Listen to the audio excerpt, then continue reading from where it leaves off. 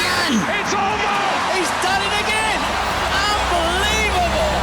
Oh, straight into the roof of the net. Nice one. Straight down the middle. So a good performance from both. Hi, welcome to Firstpost. I'm Rupha Ramani. Let's get started.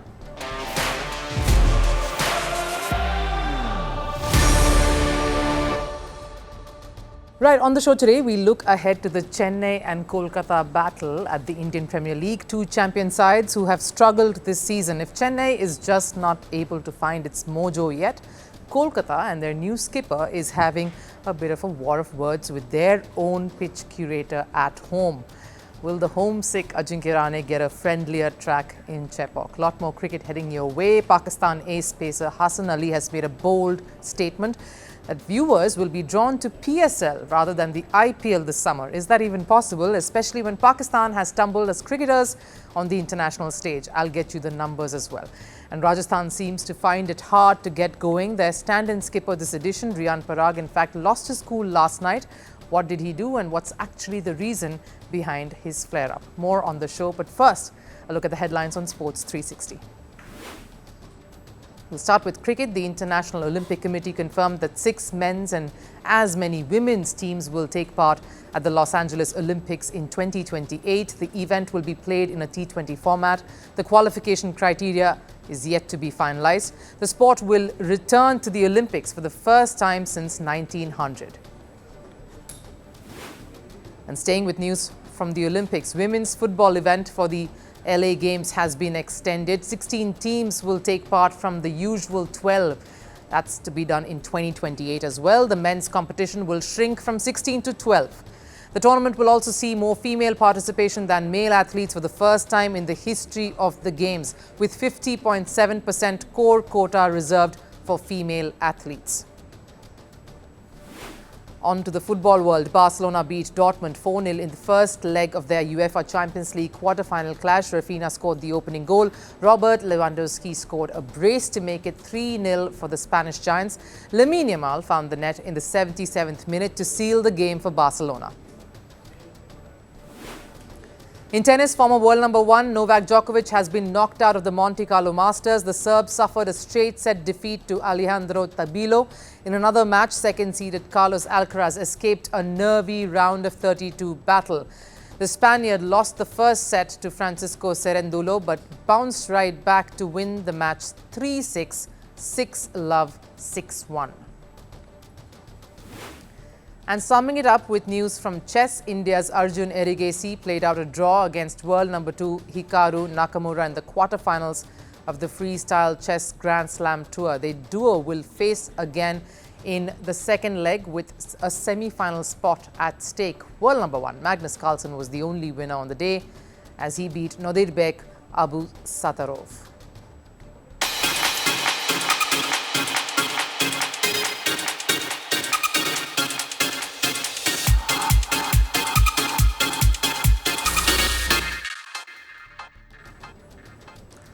Kolkata and Chennai clash tomorrow, two solid teams who are languishing in the bottom half of the points table. For Kolkata and their new captain Ajinkya Rahane, Kolkata isn't feeling quite like home. The cricketer, ever since he joined the franchise, has advocated that the city isn't giving him the homely vibes. But now, with the clash against Chennai coming up at the Chepauk Stadium, will Rahane finally feel at home? Now, it's not about the food or getting used to the weather or the city vibes. If anyone can adjust to changing conditions, it's got to be Rahane. The player has played for 6 different IPL franchises across his career so far. And even when he's played for India, he's a batter who can quickly make a shift in accordance to swinging English conditions or bouncy Australia tracks. The complaints about Kolkata being too distant is all down to the pitch that curators have been offering the 3-time IPL champions at home at the Eden Gardens. Rahane feels the pitch prepared for the 3 matches Kolkata played at the venue was more suited to the visiting teams rather than the defending champions themselves. A statement that raised questions over whether the venue was even considering the home side's requests. It escalated when Kolkata's curator completely ignored Rahane's objections. Ever since I have taken charge, the pitches here have been like this, and it will not be altered in the future. spinners took 4 wickets between them. What did the KKR spinners do? That's quite a belligerent response from a curator who's supposed to help the home team and prepare conditions that will provide home advantage. And when Mukherjee made this statement, it drew massive reactions from fans all across social media.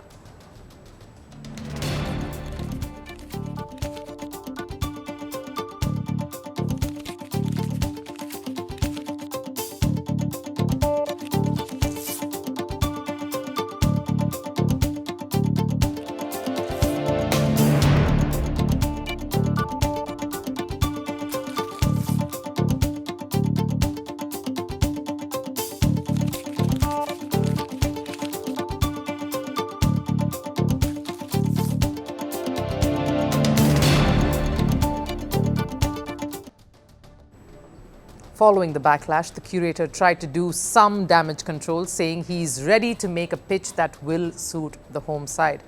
Well, that's even a statement that shouldn't have been made in the first place. Isn't that obvious? But even then, things really didn't change, nor were they made any easier. The issues continued, resulting in Kolkata's campaign taking a bit of a nosedive.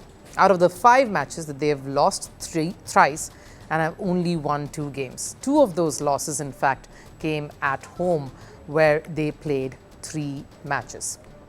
So no matter the sport, in a league structure, there's a reason we all call it the home advantage. It's critical. Fans, atmosphere and the familiarity does favour the home side. In cricket, conditions too matter. The pitches are designed to help the home side. No one has nailed this better than Chennai over the many years they've played the IPL, whose template has always been, and that doesn't really seem to be working as well for them this season, but it's always been spin it to win it. Clearly, that isn't the case with Kolkata at this point, all leading to a very frustrated setup that's being helmed by Rahane. And tired of consistently complaining, Rahane decided to channelize his inner football manager after the last loss. Instead of directly hitting back at the curator, he took a silent jibe at him, something Portuguese football manager Jose Mourinho would often do. There has been enough talk about the wicket. You guys have spoken about it a lot. If I say something now, then the furor will erupt. Our curator has gotten a lot of publicity. I think he is happy with that publicity. Well, that's quite a lip from the otherwise reserved, polite and calm Rahane, which tells a lot. But one thing is sure, Rahane isn't the biggest fan of Kolkata's chief curator at this point. But now with the Chennai clash coming up, maybe the Chepauk curator can do what Kolkata couldn't for their former player. Chennai, meanwhile, are second last in the points table with just the 1 win that they started the campaign with. They too are looking for a massive revival if they want to stay in contention for the playoffs. They came close to doing that in the last match against Punjab. MS Dhoni rolled back time with some of those spunky big hits. But despite all that, this matchup will be one of equals, of 2 sides who have not really found their mojo. But here's an opportunity to do just that. The dates of one league is clashing with that of the Indian Premier League, and it's the Pakistan Super League. Now, normally this takes place during the months of February and March in Pakistan, but the arrival of the Champions Trophy at home after a very long time, nearly 3 decades, forced the PCB to push the dates of the PSL to overlap with that of the IPL now. And any cricket league across the world would know that the one thing you don't want to do or mess with is have your country's Premier League coinciding with that of the Indian Premier League. Take the CPL, for example. Caribbean Premier League has theirs from August to September. BBL, Australia's Big Bash League, conducts theirs at the end of the year, spilling on to the next December to January is their window. Take any other league, the SA T20, South Africa's T20 League, it's always at the start of the year. PPL as well. The Indian summer is solely for the IPL to take centre stage, and it's but obvious. It is the most successful T20 cricket league in the world, competing with other top leagues across sporting disciplines.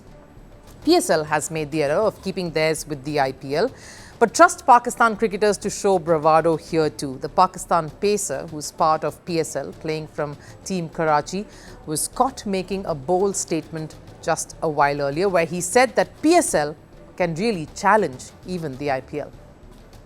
Only performance and entertainment grab viewership.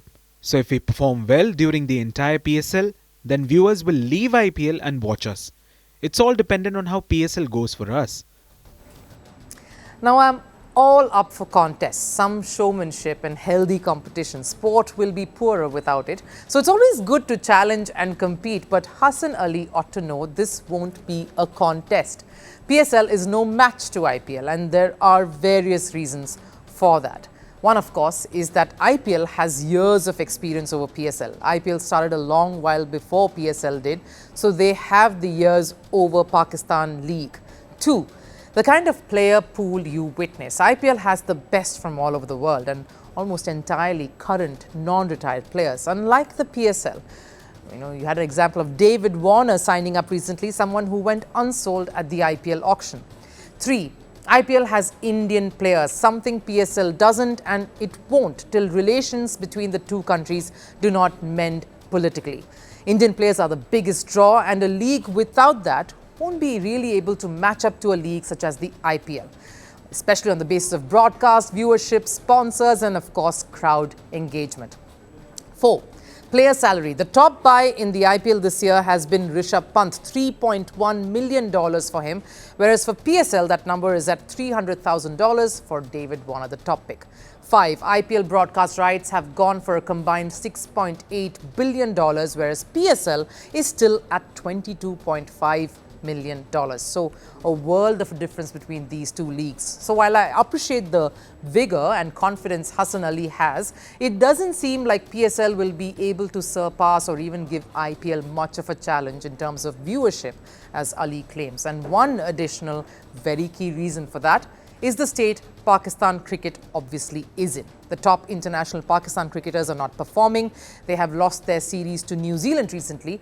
It was a humiliating loss, and the lack of form, confidence and momentum is all bound to impact the growth and success of the PSL, something Hasan Ali acknowledged. When the national team doesn't perform well, it impacts franchise leagues like the PSL. The current results aren't great, but we have fresh faces in the team and also in management who need time.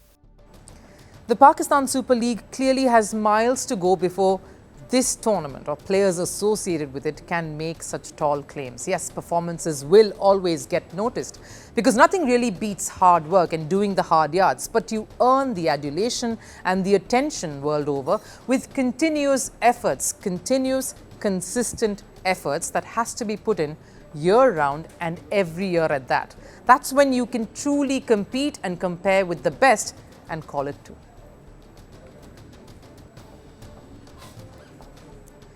Rajasthan suffered a 58-run defeat against Gujarat last night, making it a third loss in 5 matches. And while the result was deflating for the whole franchise, one player probably was most affected by this setback. Middle-order batter Riyan Parag, who was also the stand-in skipper initially at the start of the tournament. A 58-run loss isn't a small margin, but maybe for Rajasthan it was one incident that possibly changed the course of the match. Gujarat posted 217 at home. Chasing 218 to win in Ahmedabad isn't easy, and Rajasthan were 2 down in the third over itself. But in came Riyan Parag. The batter scored 26 of 14 deliveries to take charge of the match inside of the power play.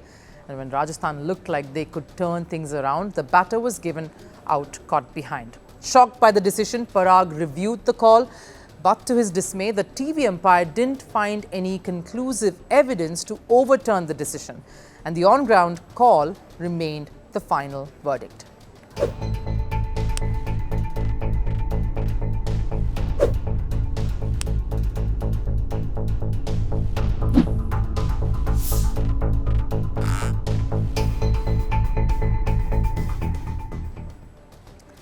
A displeased Parag walked back, but not without giving the umpire an earful about what he felt about this decision. He made no bones about his frustration regarding what was a controversial call.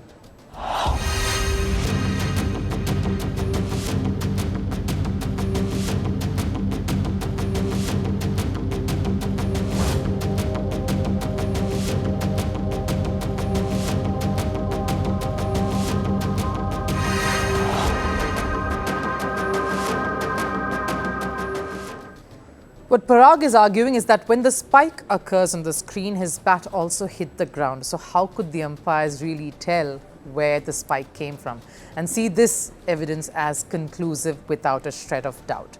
The spike is due to the bat touching the ground and not the ball is what Parag was confident about, that he didn't nick the ball. Clearly the umpire didn't see it that way. The internet too was divided on the whole matter.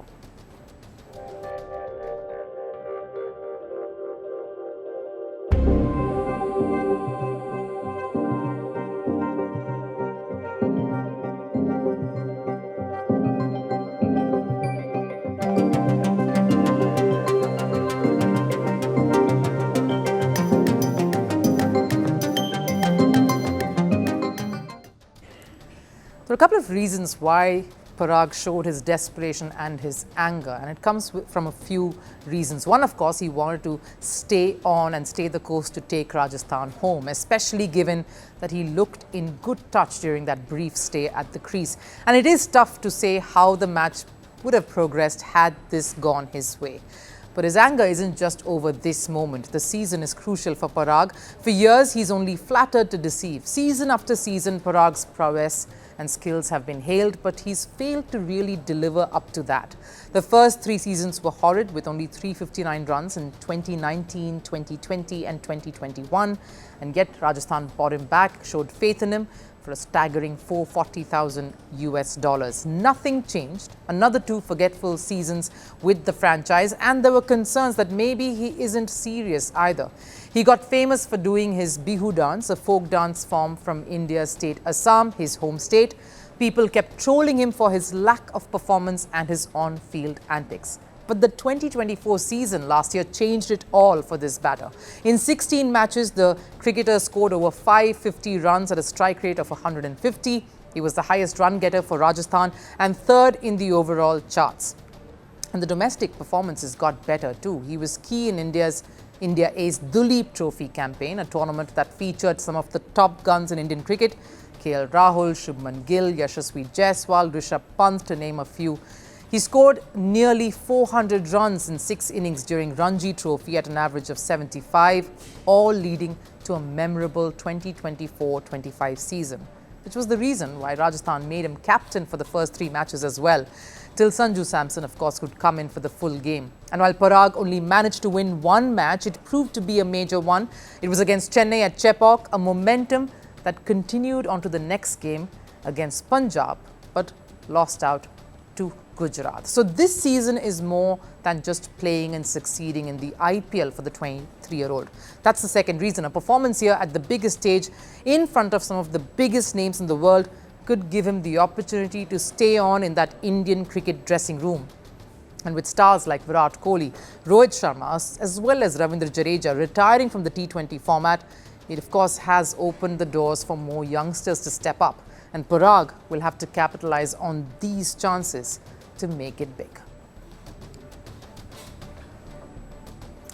Time for last serve. The White House went for a spin yesterday, and the reason isn't the 90-day pause on the tariffs, but the US President Donald Trump meeting racing champions from across the world. Take a look.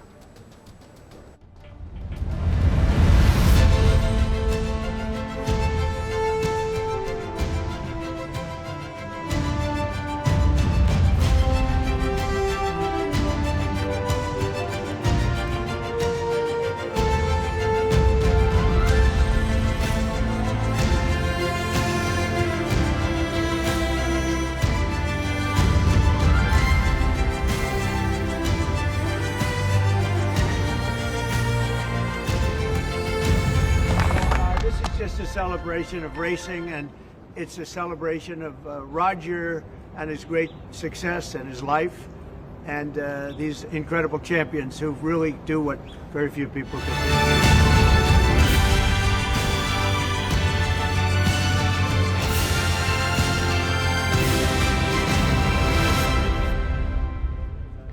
do. Trump sure knows how to stay busy. But that wraps it up here on First Sports. I'll of course see you again tomorrow. Till then, do take care. Bye-bye.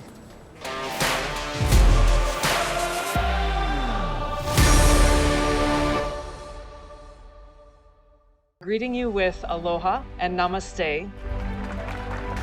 I love India. Presence, occupation of a territory by another country pertains to India. What we saw in Kashmir. How do you see Trump's America? Yes, the current administration behaves differently from the previous administration.